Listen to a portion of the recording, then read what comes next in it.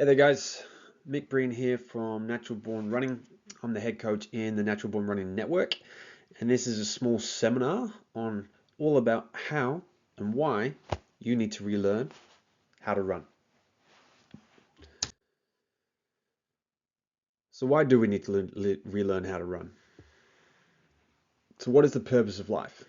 To be happy, to have a successful career, to fall in love, to achieve something that people will remember you for? These are all desires and aspirations perhaps, but being completely base about it, our purpose is something more functional. If you examine humans as a species, we are designed to survive and to breed so that our species will survive. Modern trappings have set us on a path that prioritizes money and materialism because the survival of our species is no longer a primary concern for the vast majority. And as a general rule, food is plentiful and available without effort or hardship on our part. And in relative terms, many in the Western world live in extreme comfort. Life expectancy is high, and we don't seem to have any trouble adding to our already vast population. Our functions and habits now revolve around something entirely different from those functions and habits for which our bodies evolved. Many of us work in offices and sit at desks. We commute sitting down. We eat conveniently from packets. We have invented countless ways to move ourselves that involve little to no effort on our part. Our standard position is slumped over a computer for 8 hours a day, huddled over a mobile phone while sitting on a train, or slouched on the sofa in front of the TV to unwind before we lay down to sleep. You walk around any major city in the modern world these days and people can barely lift their eyes up from their phones for long enough to look where they are actually going, let alone consider what constantly craning their neck towards their mobile is doing to their posture. Now, human bodies adapted to hunt for food in packs by chasing it down over long distances. So when the earth warmed and the abundant rainforest receded, this is what marked our species apart. This so-called persistent hunting was the key reason why our ancestors thrived above the otherwise stronger and smarter Neanderthals.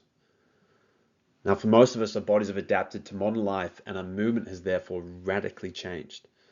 We are no longer primal. Our bodies are no longer primed to do what they once needed to do in order to survive. Our movement is not something we think about anymore, not unless we must. And for most of us, changing our movement involves at least a first step, a shift in mindset. We need to engage our brains in the process. Basically, we've forgotten how to run. And so everywhere we look today, there is a massive epidemic of poor running form. The process by which how we live, how we use our bodies, and how we perceive our movement combine catastrophically to have a defining impact on how we move. And in the Western world, we've gone so far away from using our bodies as nature intended that as a general rule, we simply don't move in an elastic way anymore. If bad posture caused by how we live our lives were a disease, then what we are seeing is quite frankly a pandemic, and one that is spreading in an alarming fashion. And we can confidently link it back to negative nurture. So running is ubiquitous. It is as ingrained with our identity and DNA as breathing and sleeping. Running and walking is how we interface with the world. Before planes, trains, and automobiles, humans had their feet. With those 28 bones, 33 joints, dozens of muscles, ligaments, and tendons, we hunt, migrate, run for safety, and celebrate life. Which is why the complete divorcing of our modern existence from our feet in the last century is so problematic. A human animal incapable of running did not exist before a few hundred years ago. We all have the capacity for running well. Nature is just too hard, too severe, and too punishing to support such fragility. But elite distance and speed capacity is not reserved for only the few.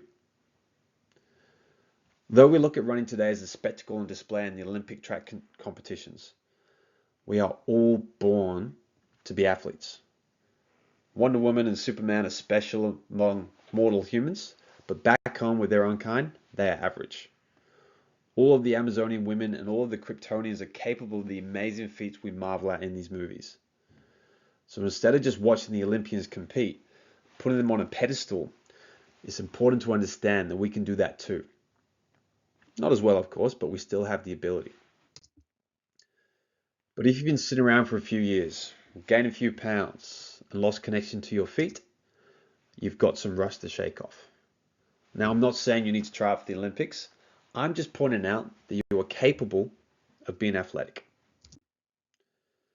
So it's easy to lose sight of the fact that in a brief blink of an eye, we've gone from a population that got most of its physical activity from daily life to one that needs to create artificial exercise.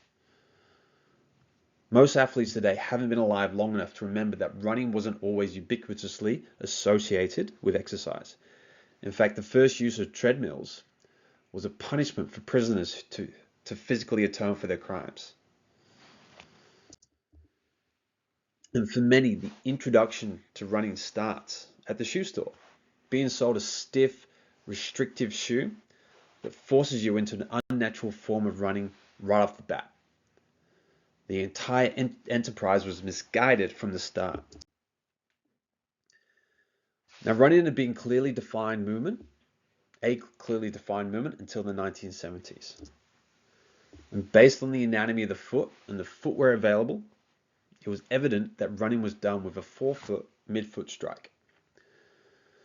Somehow, though, we were taught an inappropriate running form that led to a rapid rise in injuries. Injuries that conveniently required special shoes to fix. Shoes that large companies were more than happy to supply. So runners are now a trapped audience stuck in an insidious cycle. If you start the clock today, rewind the evolution of the modern running shoe, you'd see a shrinking piece of rubber and foam that looked more and more like a foot. Instead, we've been sold a story about running that requires our patronage at the altar of Nike, Adidas, Brooks, Asics, Hoka, New Balance, to the tune of a global market value of $79 billion. And while these companies have been around for decades, New Balance 1890, Brooks 1940, Adidas 49, Nike 64, Asics 77, running has been around for millennia. And amongst this tide of celebrity marketing, new foam technology and product placement, we've lost perspective on our relationship to running. And more recently, however, work by paleoanthropologist, try saying that fast twice, Daniel Lieberman has brought a more natural approach back to our understanding of footwear and running. The minimalist shoe and barefoot running community stands in stark contrast to the ever-expanding size and technology of the modern shoes. But what is ironic is that a minimalist approach today garners about as much incredulity from the average runner as a modern shoe would if seen by a human at any point before 1960. We've simply lost sight of what the human body can do. Which begs the question of what the running shoe should actually do. These big companies have been competing over new foam technologies, carbon fiber inserts, heel offsets for 50 years now, each trying to get the slightest edge over the other. Essentially, they are trying to recreate the foot, but they're trying to solve a problem that just does not exist. Your foot is more than capable of providing its own stability, strength, and locomotion. The shoe should merely be there for protection. Instead, these encumbrances prevent normal foot function, weakening it and disabling it. After years of sedentary lifestyles and wearing these restrictive shoes, we've lost even the most basic capacity to move our toes. Little by little, we become more fragile, slowly losing our connection to the ground and our ability to run. Now, I want you to forget everything you've ever been told about anatomy. So most of us are living under the illusion that for a long time now, humans had it all figured out. That we labeled every part of the body, that we know each one of those parts functions and how each one can interconnect, that we have all exhausted all avenues, and then we have all the answers. But then, Remember, at one point in history, we believed that our system was made up of 4 humors and that the earth was flat until we didn't. Many people have become increasingly frustrated by the anatomy of individual parts. We have this sophisticated system of labeling everything. Yet when we see an animal or human moving, we see a complete, integrated body. Our conclusions in anatomy just don't stack up. That's because there's something that we actually missed. A crucial ingredient that we discarded over time, and an entire system that holds the key not only to our movement, but to our evolution as a species.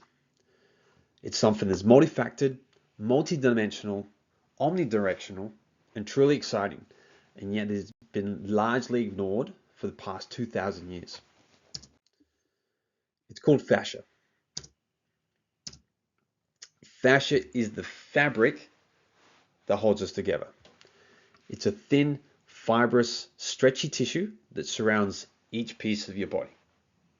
Every organ, every bone, every muscle, everything.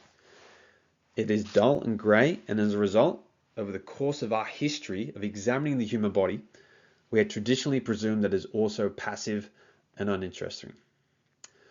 So we had to cut it away, discard it without even a second thought, instead focusing on the more interesting looking muscles and organs beneath. So the appearance can be deceptive, as fascia is quite literally one of the most dynamic things in the body. So each muscle is contained in a type of bagging made up of this film, this fascial film. In fact, every structure in the body is. These fascial bags give organs and muscles their shape, maintain their boundaries, and ultimately hold them all together. Each individual muscle fiber and each bundle of fibers is held in place by a series of fascial bags, and all of those bags come together at the muscle's end to form thick, strong tendons. This stretchy, film-like, body-wide, three-dimensional web of tissue supports the muscular and skeletal system. It doesn't have the so-called attachments and points of insertions and origins that are talked about in anatomy. It just keeps going from one bit to another. A continuous element throughout the whole body. Pretty damn awesome. So fascia is made up of a number of constituents, but the most common one is collagen. And it comes with these awesome elastic properties. This means that when the mechanics are right in your movement, the momentum created during your movement can be used to stretch these fascial tensions and cause awesome tension. And when these tissues become stretched, they capture and can momentarily store the resultant energy before returning into our system to help us move. We can basically create free energy out of this tissue. So fascia has a crucial role to play in our movement, and even bigger in your running. So by connecting all the way up to the body to create a system that can be pulled tight when we adopt the correct posture and ultimately used to propel us forward. So when you can actually utilize this fascial system, it will allow you to create this elastic recoil and elastic energy, this free energy. Taking work away from your heavy muscles and tapping into your body's natural energy source. So if you run hunched forwards with your head down, these elastic bands will be loose and there'll be very little to recoil, meaning your muscles will have to do all the work. Your muscles fatigue a lot quicker.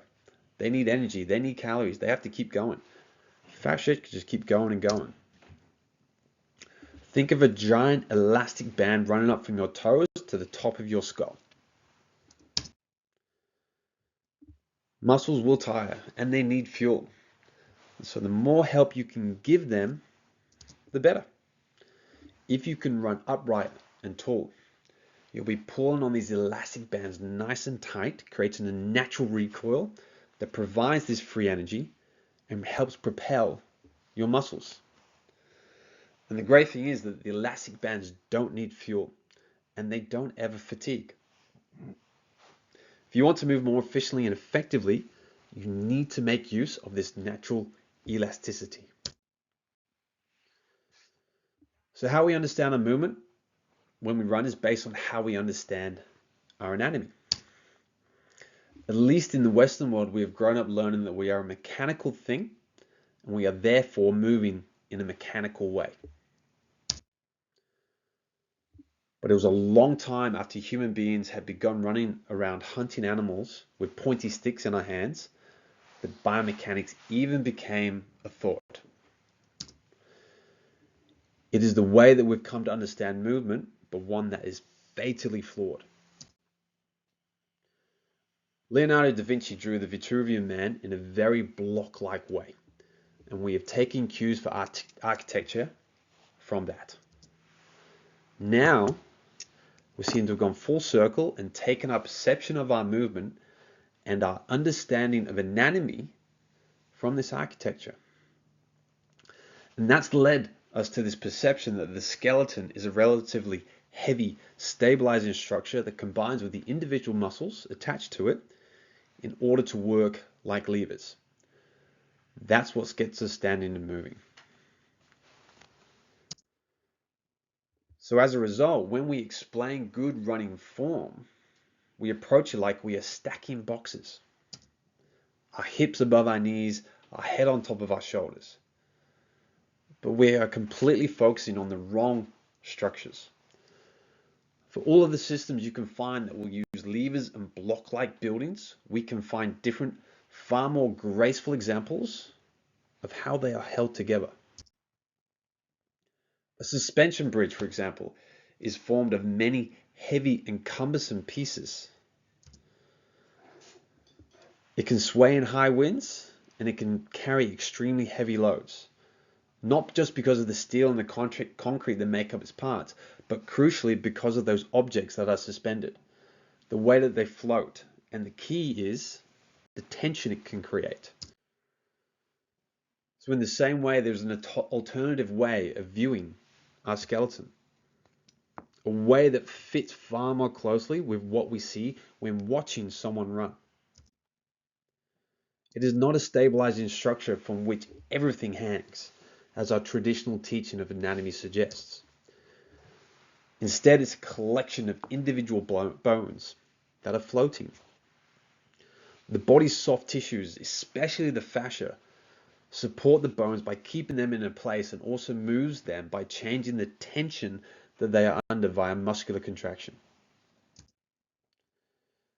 This is referred to as tensegrity, a concept formed from the two words tensional and integrity.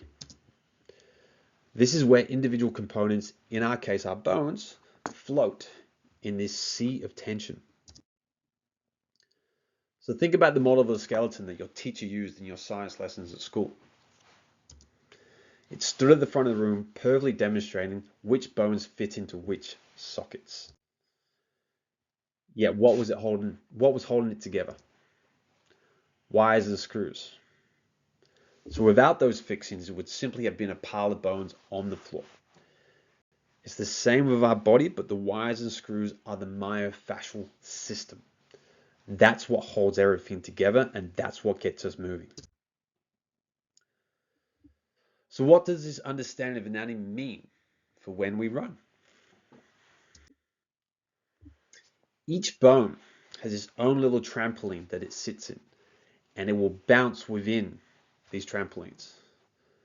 As ground reaction forces push up as we're running, gravity pushes it down and momentum encourages it, mostly, forwards.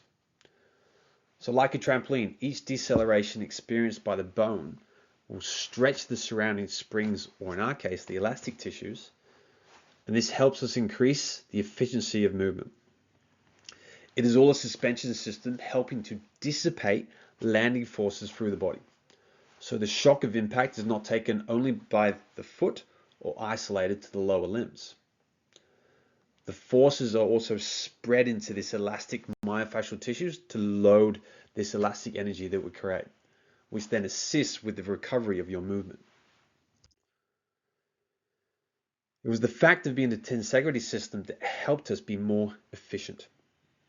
It allowed our bodies to be stretchy and even bouncy, a theory that is quite different from the image of the skeleton supporting us and moving by the way of a mechanical lever system, which is the biomechanical view. So to bring this to life, imagine how it would feel if the impact shocks from movement were only absorbed by the bones on the body. Every single step you take whilst running is absorbed by the bones. That just wouldn't be comfortable.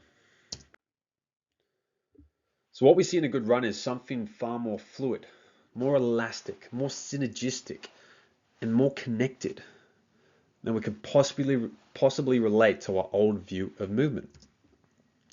Your posture is vital to your ability to achieve beautiful movement. A strong, tall posture is both safe and efficient.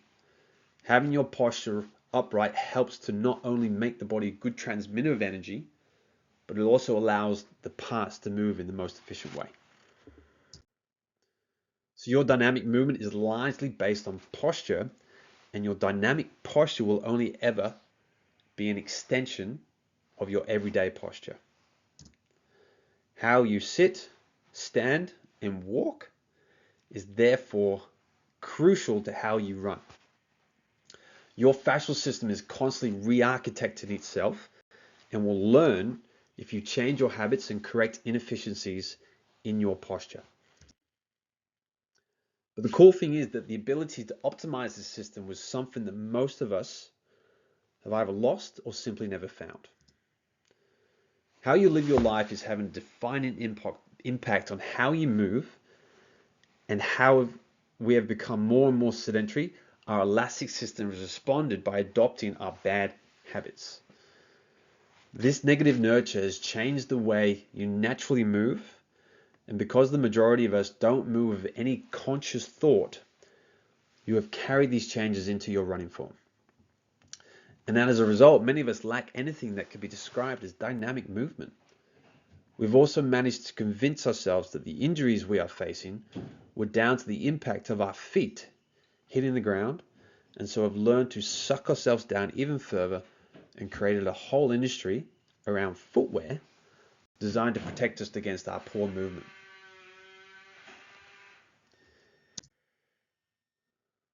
So the secrets of elastic runners are hidden inside of us all, but are easy to spot in those who make the best use of them. That's because they have all learned to optimize the amazing body that we as a species have been gifted. However you currently feel, you all have the ability to unleash your running potential by being dynamic, elastic, and even flamboyant in your movement. It's not about them. It's not about us. It's not about a question of who. It's quite simply a question of how. And that's what we look at in the Natural Born Running Network. We break this whole running system down, this technique down to 7 steps. We're looking at balance, posture, acceleration, foot strike, push off, arms, and cadences. Each step is thoroughly explained in detail and given several drills and homework to work through. The cool thing is not every single step is relevant for every individual, but it's always handy to cover the full technique. Clients I've worked with in the past will normally leave with 1 or 2 things they really need to focus on, but everybody leaves with new aha moments that they've just found this fascial system. They've created this free energy just by consciously tuning in how to run. So I implore you to just understand why you need to relearn how to run more and more. And it is quite simple. So I would love for you to join us in the Natural Born Run Network. Scan the code there or hit the link below in the email. Get in contact. We're on the socials, all of that. At the moment, we've got 2 weeks free to try everything. We've got everything involved there. It's not just learning how to run. It's got speed programs. It's got acceleration, agility. It's got all full mobility library, injury protocols, learning how to connect to the body. Basically, your one-stop shop and how to improve your running performance, not just for runners, but for mainly athletes in their sport. If you know my story, I got broken down by 3 ACL recos in 4 years because my running efficiency wasn't the best. Yes, I was fast, but my body broke down because I didn't know how to look after it. I didn't know how to use it. I didn't know how to run properly. 15, 20 years later, now I do. And now I'm teaching people how to do it so you don't have to go through what I went through. Let's stop this epidemic of injuries. So sign up now, get your free 2 weeks, get in contact, get into the community, get into the tribe, and discover this elastic, natural, free energy to get you running faster, stronger, and for longer. Have a great day.